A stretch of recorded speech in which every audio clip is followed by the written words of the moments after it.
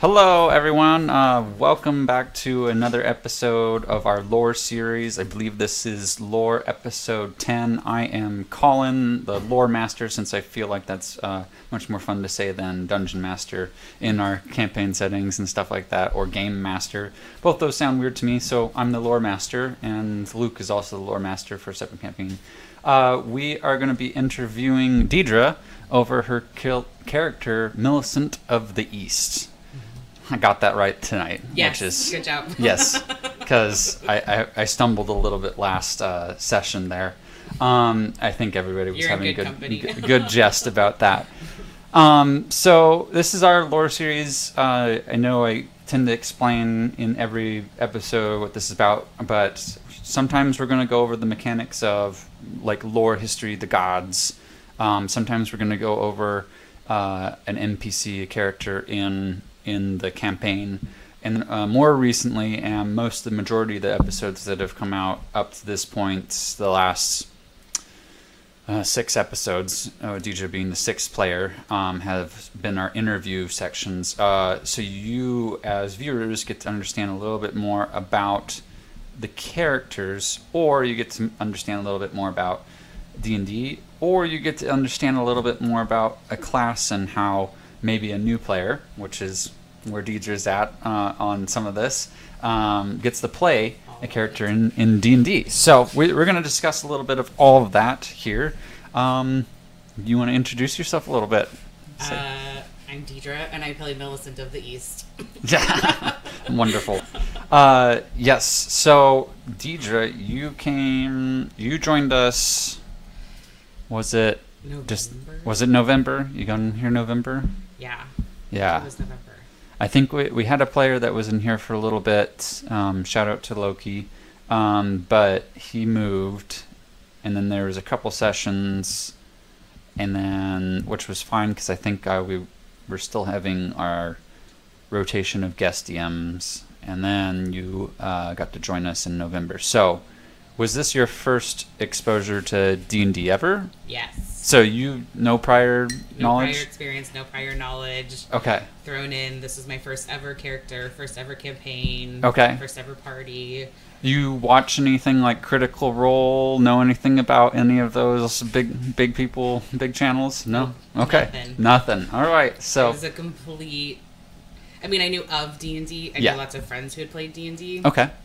So I knew, of course, of like basically what it was, and it was a role-playing game. I knew that there was a dungeon master. I knew that you succeeded or failed based on a roll of the dice. I knew that you built a character and that you went on quests. So I understand kind of sort of the very overall general mechanics of the game. Mm-hmm. But that would be the knowledge I walked in with.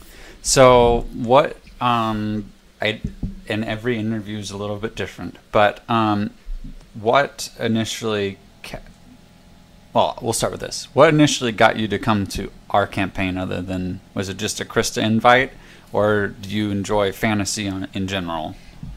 Both. Okay. So Krista and I had talked about the fact that she played, which, no offense, it shocked me. And then I found out, she's a reader of fantasy. That makes a lot more sense. Yeah. You know, but when you meet Krista, you're like this bubbly. I know. Right? Yep. So you're like, and it's always interesting to me when you meet players of D&D. Yes. Because it's all walks of life. It's not.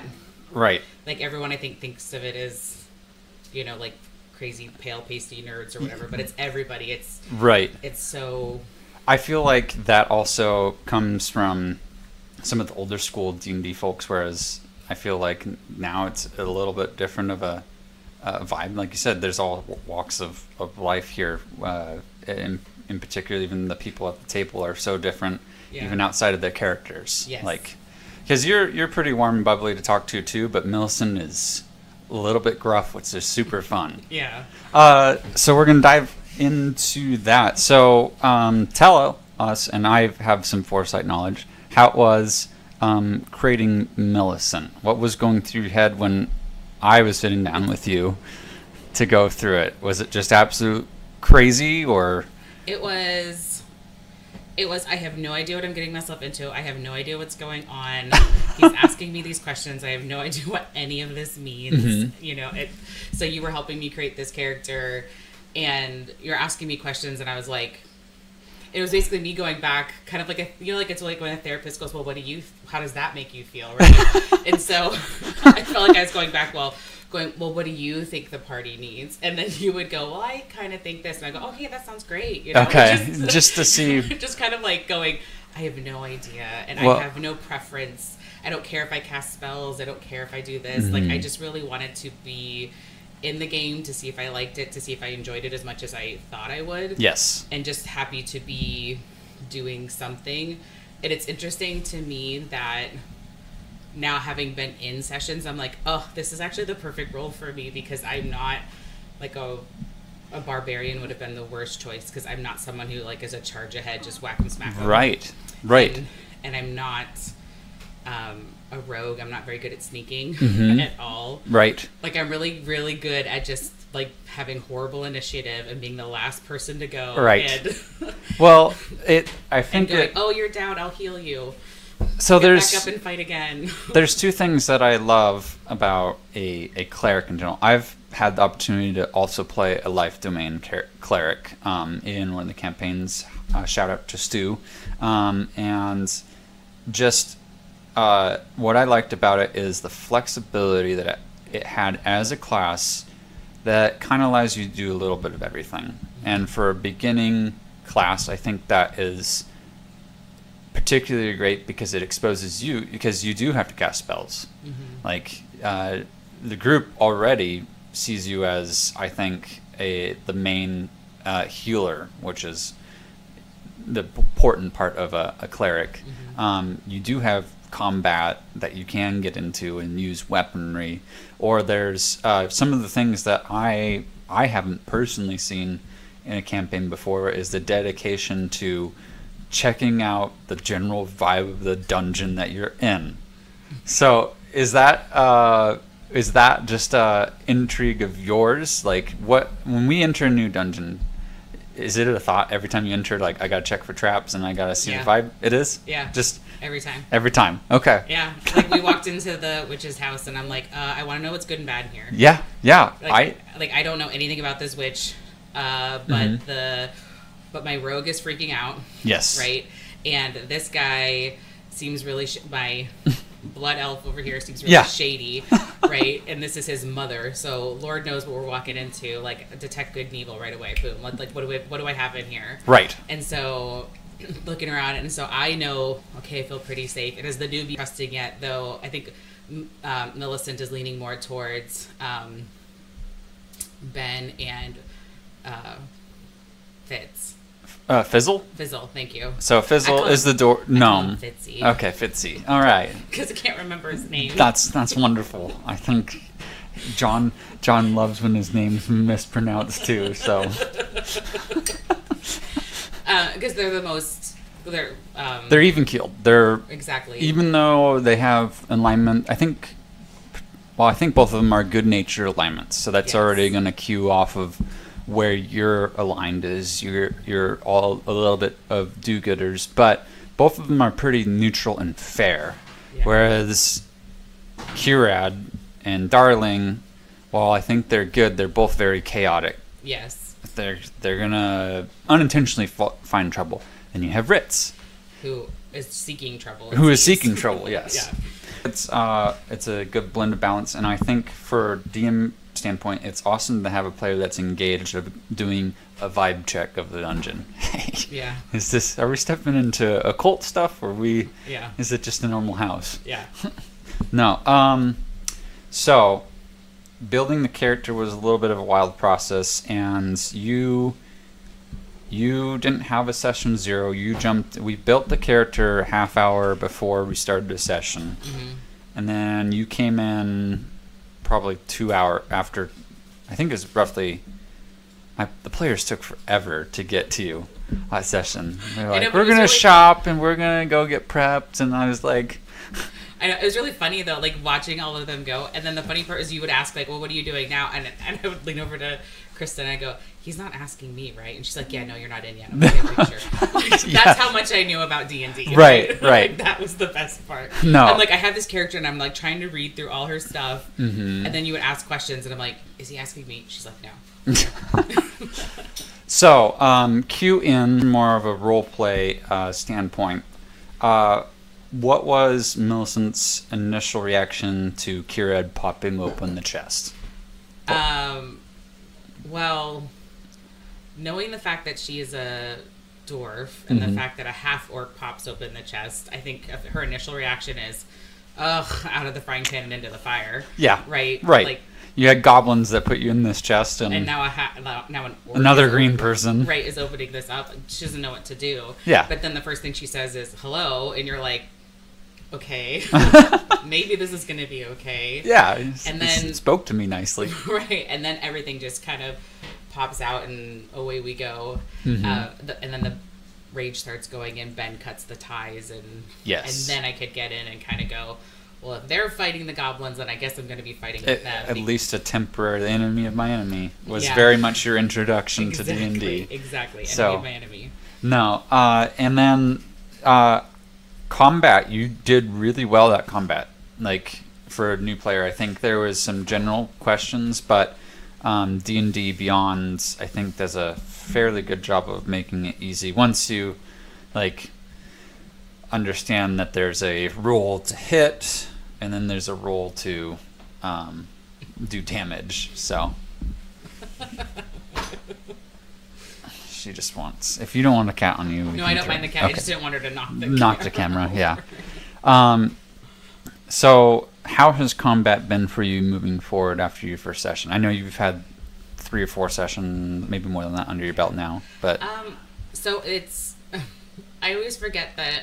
I just get really excited about like making damage happen that I forget that I have to first see if it hits. I'm like, oh, right. Right. You know, and so I'm just like excited. So I always sometimes forget first I have to roll for to see if you hit. Yes. And then I get to roll for my damage. I just want to roll for damage first, and then you have to remind me. So, but the battles have always been really fun.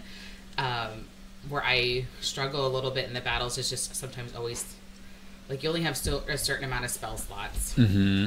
And you don't want to use them up too fast, right? Especially if the DM's mean is going to keep combat going on forever. Right. So it's trying to make sure that what I'm thinking when I'm going through is I don't want to do something stupid in my turn and waste a spell.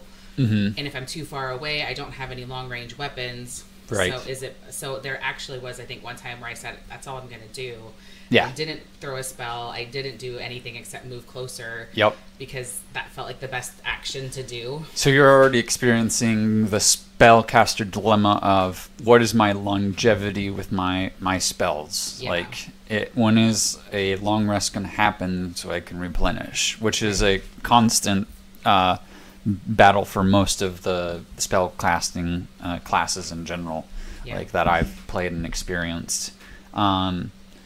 As far as getting into nitty-gritty combat, is that something you think Millicent will partake more in? Like melee combat? Melee combat, yes. Because I know you noticed ran quickly to Fizzle's aid when it was character face-off.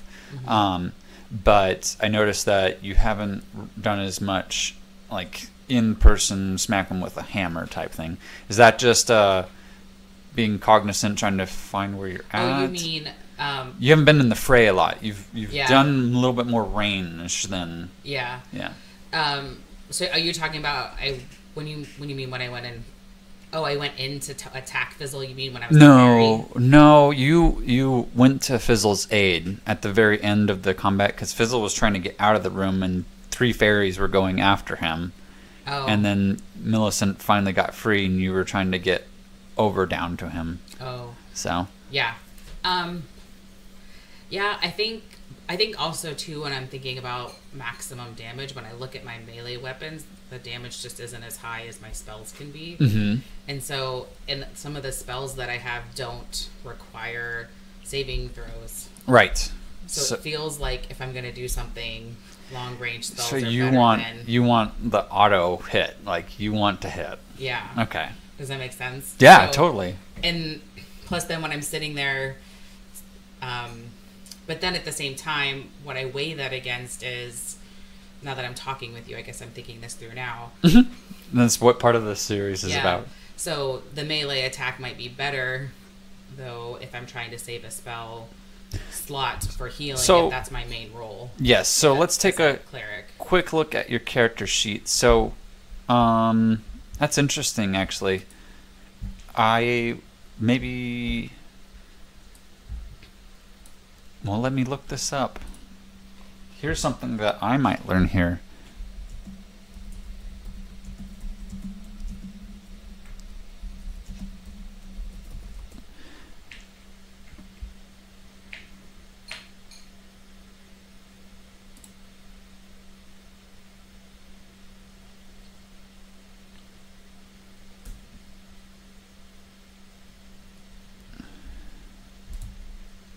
Maybe I should phrase it this way. At what level do clerics get a second action?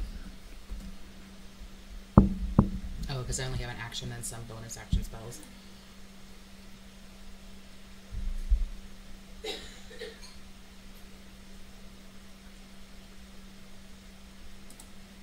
Let's see here.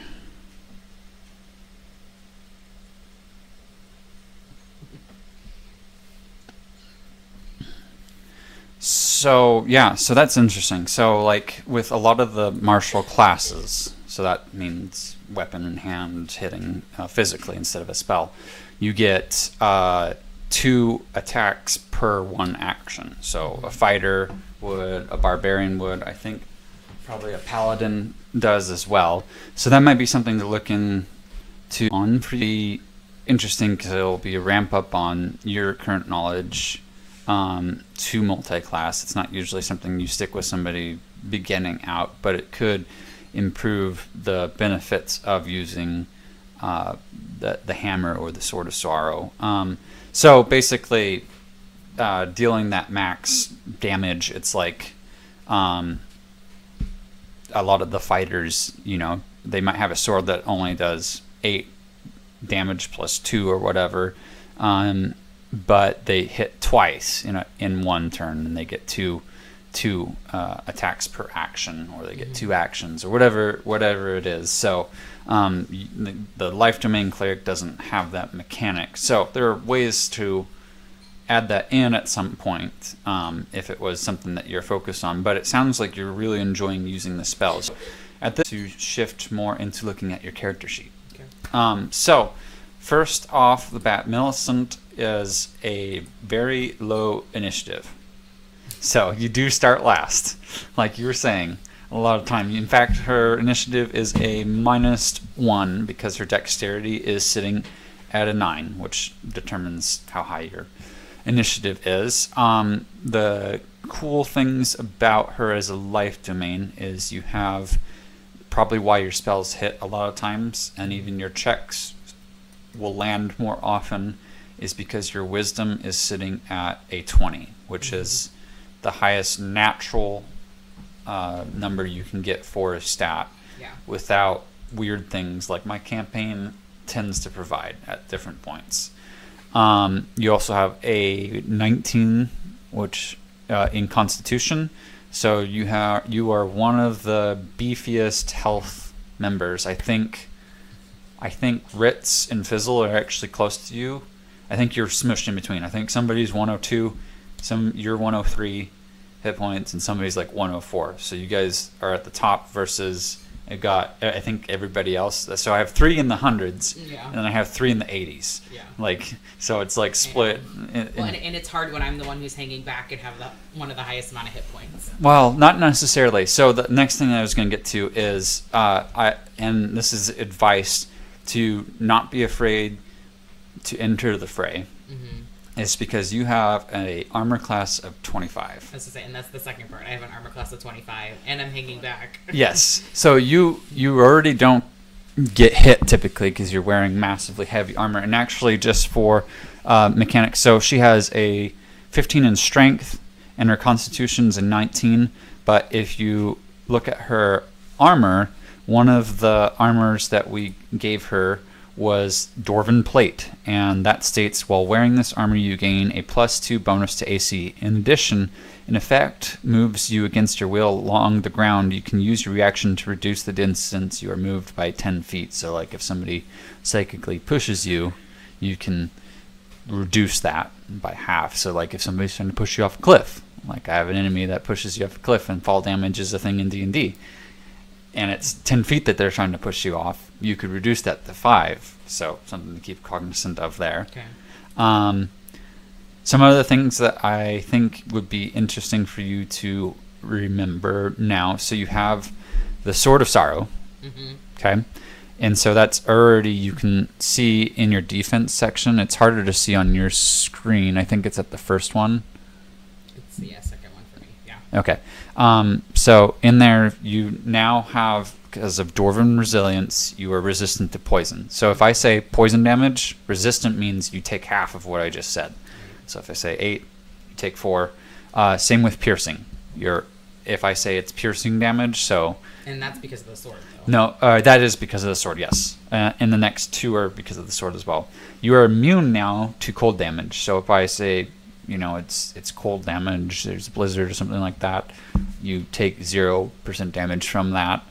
And then your vulnerabilities is this means you'll take double damage if it hits to necrotic damage. Right. So, give and takes with the sword.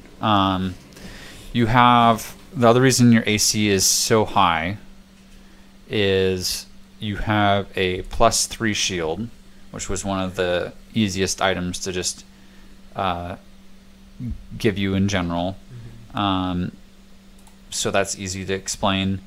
And then the reason that we are discussing Deidra entering and Millicent entering the fray a little bit more is you have the Iridium Warhammer. Have you read into that at all? Yeah. Okay. I read into that because I was reading... Well, I kept it in mind, especially because we're about to go on a pirate ship. And I was like, ooh, as long as I have it, I can breathe underwater. Yes. True. So, and that was the one thing I remembered about it. But, and then the other thing that I read was that I gain swimming speed equal to my walking speed. But then my question was, I don't know where my swimming speed is. It's the same as your walking speed. Well, because I have this. Yeah. But where would swimming speed be otherwise? Equal to your walking. I'd have to look into that a little bit more. I just would assume you'd be able to move unhindered in water just because of it. But I don't actually have quite an answer for that. So if somebody is viewing this and doesn't have an answer, leave it in the chat. This is the thing that I think also makes you feel like the weapon in general is not hitting as powerful as some spells. You see this next one, a creature you hit with this weapon takes an extra 2d6 psychic damage. That's not accounted when you just roll it. So when you roll the damage, you're rolling a 1d8 +2. That's the standard damage. Then you need to be rolling a 2d6 on top of that. Oh. So you potentially have, what is that, 12, 10? So you could potentially hit for 22 damage. For a martial weapon, that's pretty good. The other thing is when you roll a 1 on an attack roll made with this weapon, you have to roll a charisma saving throw. My charisma is so good. Yeah. It's fair. It's fair. It's fair. I'm a cleric. You're a cleric. You don't have to be the most bubbly person in the party. We got a couple bubbly people. Did you like how I wasn't as super bubbly when I was trying to figure out your name in the pub? That was really hard to do. My name in the pub? The Rock Gnomes. Oh, yes. Yes. I was like, I can't be charisma about this. I have to be like super not great about this. Right. So I'm a cleric. Right. Well, it was really fun for me because I was like, man, there's not often that I have an NPC that's mute. This is kind of fun. I don't have to say anything. I just have to. But she couldn't be good at it. That was right. the best part. Yeah, I know. I'm like, I have to be bad at this. What was crazy is I think I had you Constitution roll saves, and you got a low roll on one of those for the drinking it, and that was just fun. Better. And then the Iridium Hammer, the last one doesn't really do anything because we're not in Exandria. Exhaustion. Yeah, so... And if I roll a 1, you'll make me do a fumble chart. Yes. Well, I don't make you do it. Have you seen... Everyone else will. I've turned the politics to the table. See, now that's a smart DM. It's not me doing this to you. It's the party. It's the party. Yes. But, so... it has more mechanics than it's saying. But, yes, so when we look at spells, like, obviously you have the ability of even your spiritual weapon at 6th level, it does, 6. It could hit for 21 itself there. You have the Spirit Guardians, that is 5d8. You're talking about my spells. Yeah, your spells is what I'm looking at. You have a couple of mechanical that was built in to help you be even. So a lot of your spells, I didn't want to just give you... I don't remember if I sat down with you or Krista sat down. So she did a good job because she didn't just give you spells that were all for healing. She gave you some mechanical, here you can do damage spells. She gave you good healing spells, like you have the Mass Healing Word, awesome, Mass Cure Wounds and Healing Word, Greater Restoration. But outside of that, also having the mechanics of Dispel Magic, Bless, Banishment, give you a lot of extra ability to get around. And now, because of the sword, you have a 7th level spell, Teleport. So you'll have to read into that, but you basically, per long rest, have the ability to teleport, which will help you out. If for some reason you find yourself alone and somebody's getting through your 25 AC, you could hopefully dip out of that situation. So that's it says fun. I can take up to 8 people. Yeah. The spell instantly transport you and up to 8 willing creatures. Yes. So I guess I'll have to leave Fritz behind. Yeah. Well, he's within 6. It says willing. Oh, yeah. Could be dependent on the situation. So when we were building character, give you a high... your wisdom stat is your high stat. So you have actually really good animal handling. Yes. That was the one thing I selected. Yes. You asked me, and I said, I like animals. Yes. That was my one input. So animals was... the other ones are pretty natural to select, so we gave you a good high insight, because insight and perception are used pretty regularly. I think I let you make that option too, as like perception seeing versus thinking. So, and then of course your medicine is an impressive check too. As a lore mechanic for the viewers, as a DM, usually I have some sort of player sheet open at any given time, and I try my best to utilize all the checks. Granted, I will say this, like, perception is going to always be the most used, like, just because you can use perception almost in every situation. Right. However, if I think it allows me to use something else in the situation, then I try and add in the other ones. Like, I wouldn't, like, traveling is using the survival, which you also have a high wisdom, so you do pretty good on that. Just naturally, you have a +5 to that. Mm-hmm. Then we have the rogues and all that type of stuff. So that's good. We did figure out your languages last session. Yes. So Common, Dwarvish, Elvish, and Undercommon. So very, like, the basic land goers, you can speak most of their languages. Right. And then Undercommon is common but for under the mountain, so it just changes a little bit. So it's basically, instead of just pure Dwarvish, if a common upworld somebody comes down, you can speak like half Dwarvish and they should understand what's going on. So how do characters learn more languages, like how Darling is doing? That is either I grant you something like an item that gives you a benefit, or if you just express interest as a role play, like we have obviously this Librarians Guild that's taken way more. Fun fact, this will be my fun fact for Librarians Guild. That was not a planned guild for this campaign at all. It developed, and it has been a wonderful mechanic. So if you guys aren't running a librarians guild, awesome way to introduce just lore and some weird mechanics. But to say that, like, if you want to learn a new language and it makes sense for Millicent to be learning a new language, like you're in an area that is prominently one race or another, it just takes time and reminding the DM, hey, when I long rest tonight, I'll be, sitting studying texts. And that's how Darling was able to learn her Draconic. Is basically she knew that there's going to be dragons in the world after the explosion and stuff in part 1 going into part 2, and then was able to take time in between to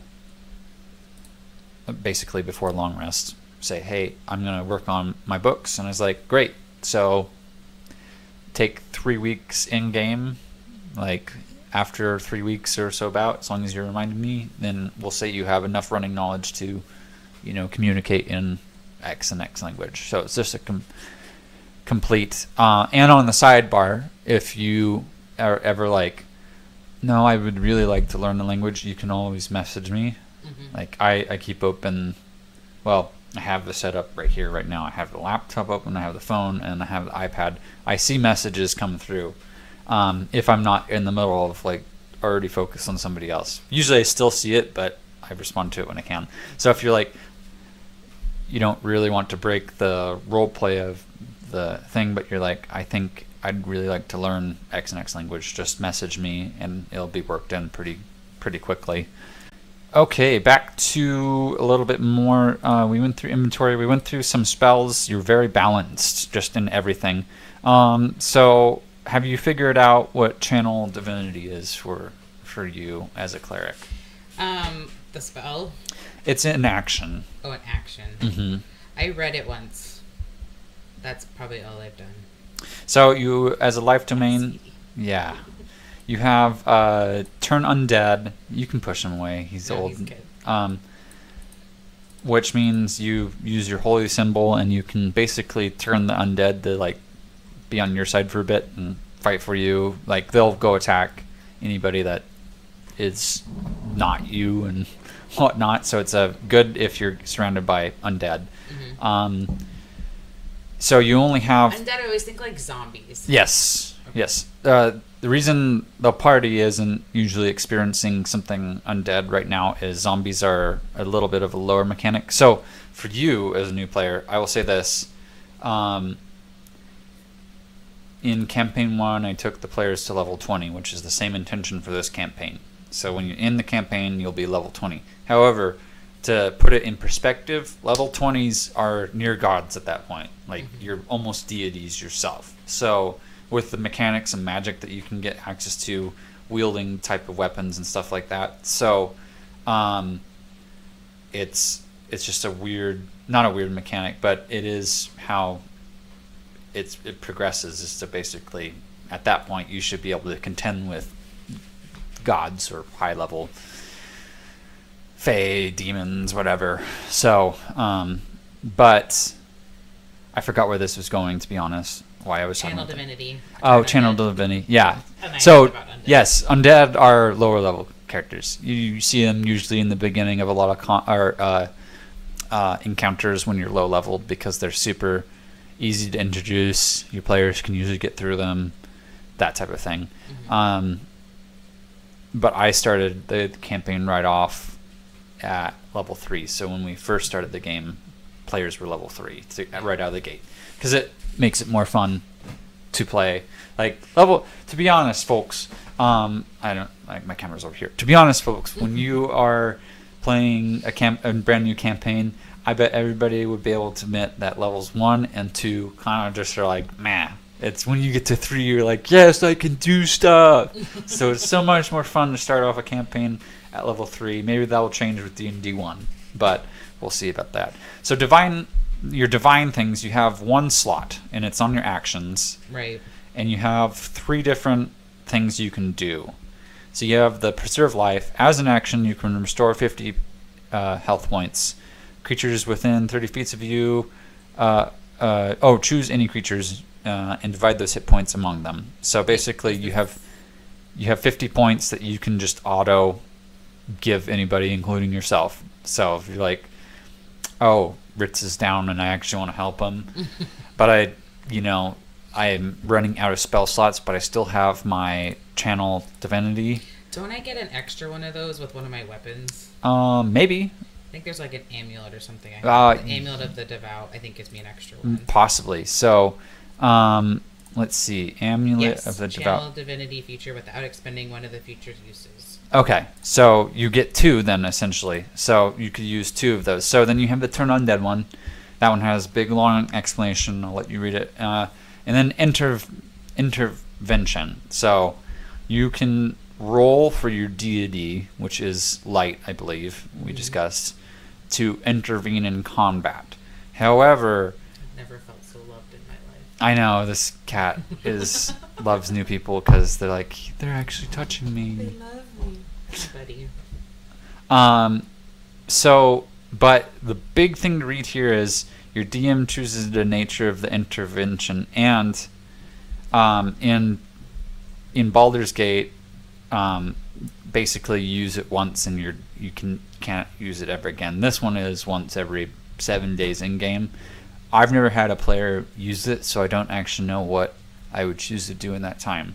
But it is also a like it says, a percentile dice. So a D100, and maybe you get the attention of your god.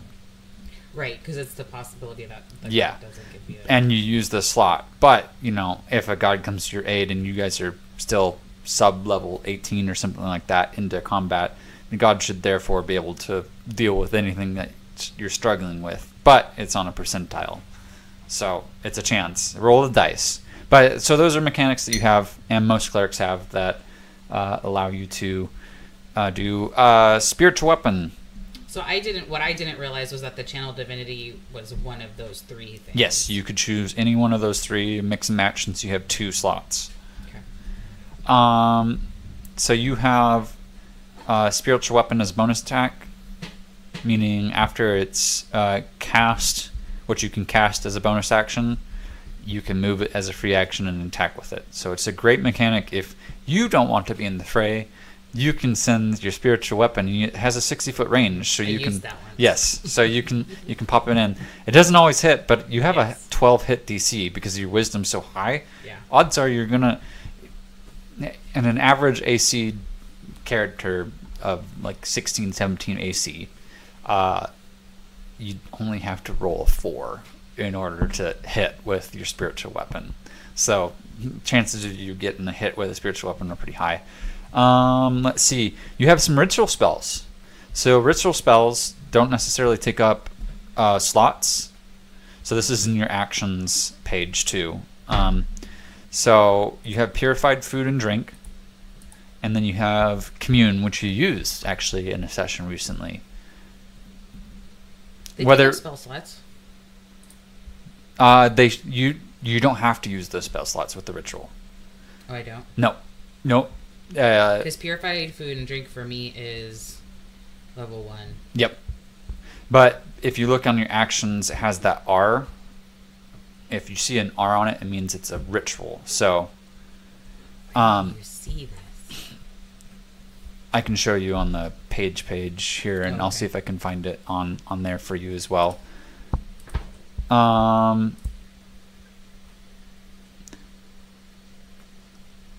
And then... Oh, I see the R. Yes, so that's ritual. So you don't have to use a spell slot for that because you basically have already prepared it, and it's like... Yeah. Think of like mashing I'm items. I'm not going to lie to you. I found that one, and I put it in because I don't trust Ritz. Purify food and drink? Yep. Well, there you go, Phil. I was like, he's going to poison us. So... Here's a cool mechanic, also looking at it. You have a special at 5th level. When a dev fails a saving throw against your turn undead feature, which is one of your channel divinities, it is instantly destroyed. So, like, Because eventually the zombies run free if you don't deal with them. You still have to eventually like smack them and deal with them, even if you've turned them. They basically fear away from you as like the main and go attack other things. So, but you get an opportunity depending on their CR is basically the challenge rating. So it's something like an AC essentially. So you have a chance to just instantly destroy a bunch of undead if they were to horde you for some reason, and you use that ability. So something to keep in mind. And that's turn undead level 5. Yes. We looked at inventory features and traits. So as we discussed, the clerics use the wisdom modifying. That's why your wisdom's so high. Anytime you get an item, or like if they're doing an upgrade on the manor that helps boost your wisdom, I'd probably help fund into that, because you can get over 20 in that, and that's only going to make your spells stronger and your checks higher. You have proficiency with heavy armor, which is why you're wearing heavy armor. This one, I don't know if this is added in naturally with your it should be, but just to keep an eye on it next time you do something. You have Disciple of Life. Whenever you use a spell of first level or higher to restore HP, that creature regains additional HP equal to 2 plus the spell's level. So if you cast a 6th level healing spell, they should also get an additional just standard 8 points of healing right out of the gate, no matter what you roll for that healing. Oh, I don't think that's happening. So that's why I found this was helpful to go through with Katie, because we found some stuff. So I would keep that in the back of your mind, that Disciple of Life. And this is in your features and traits page. Okay. You have Channel Divinity. We've already talked about that. You can see the different things that you've taken. You've done ability score improvements on Wisdom and Constitution. You have Destroy Undead. Is that the same thing?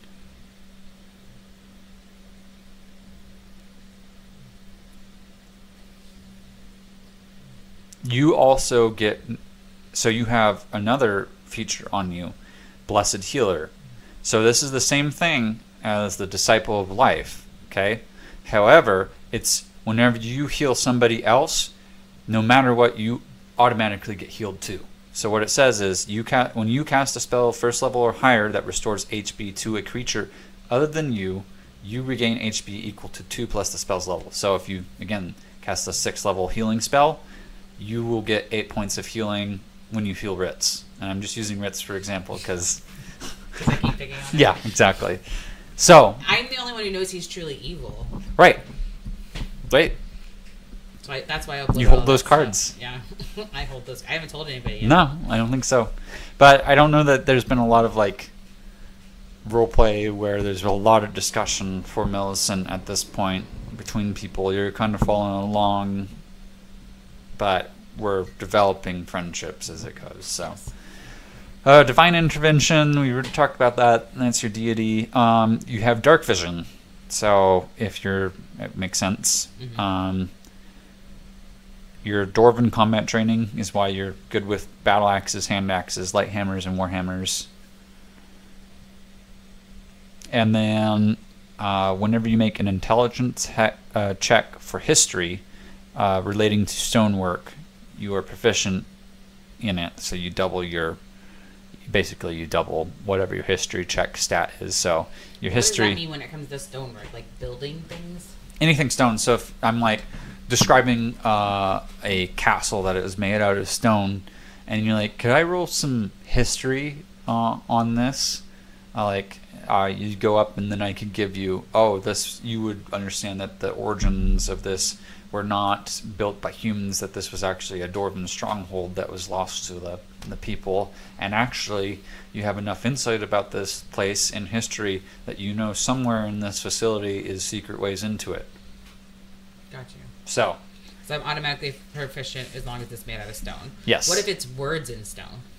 Yeah. So I would, as long as you remind a particular feature, I wouldn't, as a DM, I'm not super limiting. So if I think it is something that's worthy of a different style of check, but because of your stone cutting and its relating stone, I might, if you're like, I'd like to, outside of history, it's an arcanic, like writing in stone, maybe I'll let you roll Arcana and let you double your proficiency in that. So with that, then it's just you are an acolyte.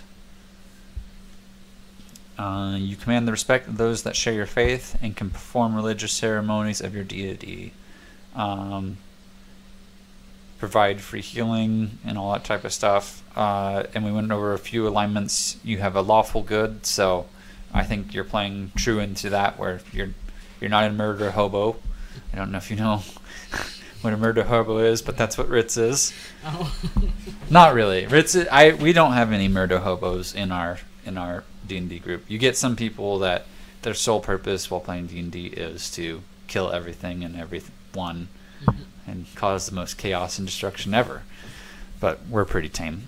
So that's Millicent from a standpoint from the character sheet. Kind of the last things for you for a story standpoint is we've talked a couple different times. I've sent you some notes about some backstory stuff for Millicent with parents and all that type of stuff, and then the future for this is the special tidbit for the people, particularly my D&D crew and my wife that might listen, is that eventually, and because I texted at some point, that eventually there's going to be a turn where the party is going to have to go underground to an undiscovered part, which is part of why you're getting these dreams and stuff that you are, and so for a role play standpoint, is it nice to be able... Oh, that's why it's probably so fuzzy. I just noticed that's been bitten all the... Yeah, he just came up and bit there. Yeah. Cats. But so, for a story standpoint, are you feeling compelled as a player with where it's kind of heading, I guess? What do you mean by... For Millicent, outside of the swords, like the family drive, does that make sense with the family potentially? Does that cause some contention in Millicent at all, do you think? Yeah, I think she's very concerned about what's happening with the dwarves right now. Mm-hmm. I mean, as soon as she had her dream, she automatically went down and started praying to her deity about, did I make the right choice about leaving? Am I on the right steps with this quest? Is this the right direction I'm supposed to be going? Mm-hmm. And the door unlocking and opening up to her party immediately as soon as she started praying. Yeah. Let her know, yes, you're doing the right thing. Keep doing what you're doing. Keep on trekking. Yeah. Are you excited to explore more about family and dwarven culture in general inside the world at some point? Yes. Okay. Absolutely. Okay, good. Because eventually, I'm trying to blend it better in this campaign than my first campaign, but I try and highlight different characters in different parts of the story. Like, keep everybody involved, but give everybody a little bit of a moment that's special for them. And eventually find her real last name. Like, eventually we'll get her real last name out there. We haven't talked about that yet. No. But, outside of that, is there anything as a player you're looking forward to with the campaign? So we have 6 swords. We're looking for the 7th sword. Mm-hmm. And I don't know. I don't know. Just having a lot of fun. Part of me is like, what's next? I think that's where we leave every single one. Like, it's just like, what's next? What's going to happen next? What are we doing next? Yes. I think that's the fun part.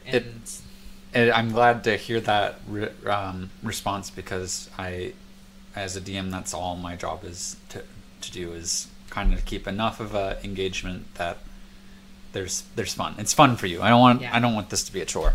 No, and I think the more that I figure out what I can do as a character, mm-hmm. I feel like I grow a little bit more every session. You came. So I will say this as a new player, and we've all been there. But you found the voice to Millicent exceptionally fast, like phenomenally fast. It took me forever for a lot of my characters to figure out like what type of vibe and voice I'm gonna do for it, because we're not a full group where we dress up and we're like right. everything, but we do a pretty good job in the role play, especially with the voice acting, and you found that like real quick, and I love it. I love Millicent's voice. That's perfect. Yeah. I can just envision that.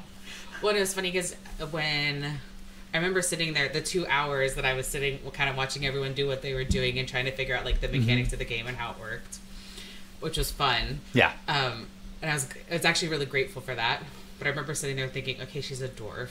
Yeah. She's not going to talk like I talk. That's ridiculous. Right. And so I think she's going to have a lower voice. And I think she's going to have, I think she's kind of a little rough around the edges. Like I'm just kind of building like what would a dwarf's voice sound like. Yeah. And then of course I'm thinking, okay, well what dwarfs do I know?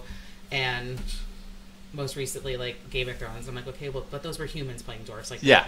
Yeah. And then I thought back to Lord of the Rings, and I was like, oh, that was a better example, like what dwarfs should sound like. Yes. They were all a little bit more raspy, and I was like, okay, she would be raspy, and as she gets older, she's going to be growing a beard, right? And so like, all this stuff. So I was like, she's got to have a voice that's got to kind of match that. And like older female dwarfs, you can't tell the difference between a female and a man. So the more I can make her voice sound masculine, the better off it's gonna, right? I love it. So that's where it went. That's where it went. Okay, I just have to go with this and like commit to it and just make it happen. I think it's been a perfect fit for what you're going with it, and I think every session it gets smoother. Also, we were supposed to talk about it, but we talked about it before the stream. Oh yeah. You had your first natural 20, and that's what everything was about with our reel recently. But so congrats to rolling your natural 20 over coffee. Over I love coffee. That. I love that. So coffee's very important in a lot of sessions. Anymore. No. So congrats to that and officially doing that. Have you had to roll the fumble chart yet? No. Oh, not been graced with a natural one yet. Well, because I haven't been really in melee yet. Yeah. So that's probably part of it. Yes. So maybe next time when I get into the melee, it'll be good. Well, we'll see about that. I'm not coercing you to do melee, but I'm saying it can be an option. Like you shouldn't be afraid. Yeah. You shouldn't be afraid. You got a high AC. You've got more health than I think you're second in health out of the 6 of you. Right. Well, and I think in the first. And you heal. Right. I think in the first 2, I was like, I can't die in the first 2 things. Like, that would be really embarrassing, right? Well, that was my honest to goodness thought. And now I'm like, and then there's been a couple of times where things have come at me and I'm like, some pretty good stats. Like, I'll be okay if I get hit. So I'm like getting more comfortable. So yeah, it's dependent for fun thing for you guys. It's like, it's dependent on, not so much who's annoying me, but just like, if you're mechanically handling yourself well, more is going to come after you. Right. But mechanically, you're so hard to hit anyways that I wouldn't be afraid. So, I think we've gone a little bit longer than I normally run some of these. So, but I think it was important, especially for you just to go over a little bit more. Yeah, I appreciate it. Yeah, so take the time to do that. This won't be our last time that we do this. We'll check in. So you were the last of my campaign that I wanted to do an interview with, and I'll be totally honest, I had the wrong name on here for you. I still had Katie's name. I love it. And Rad the Mad, but this is Millicent. Would be so upset that you had an orc up during her interview. Orc totally up during. Dwarfs and orcs don't mix. No, they don't. But there's that. But also. But she does like Rad the Mad, so that's okay. Yeah, she's pretty bubbly and fun, and counter to what you'd think a half orc would be. It would be like exactly, yes. Yeah. But so we'll do this again. This is some announcement era, and this is mostly so I can timestamp this part because sometimes it's really hard to find a good like in the interviews. But announcement wise, this is the last of my players in Arcana of Alstaria. Next up, we'll be doing interviews with everybody from the Grasp of the Starved series. and taking a look at those characters. Luke will probably facilitate interviewing me as I'm playing a character in that particular one.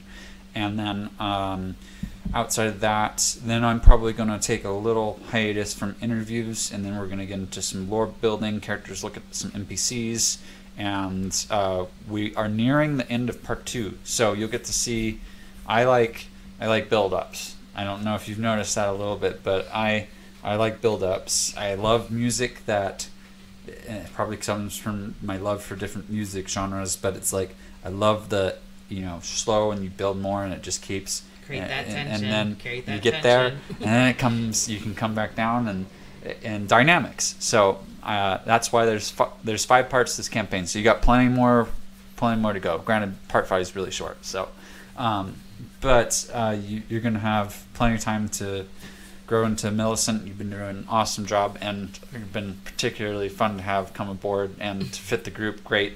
And I know Katie and Krista enjoy having you here too. Camaraderie on that side of the table. Hopefully haven't embarrassed myself too much with like the whoops. No.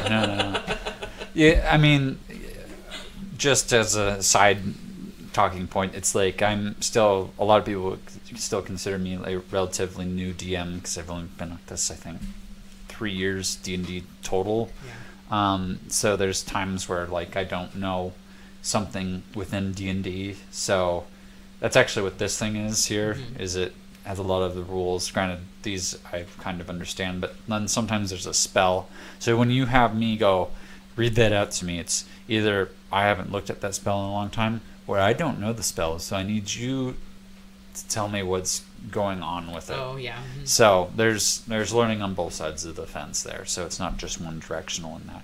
But thank you, Deidra, for taking the time, and it's going to happen again later on, probably into part 3 when there's more trauma. Always more trauma. Always. All right, thank you, folks, and we will catch you this Sunday with Grasp of the Starved.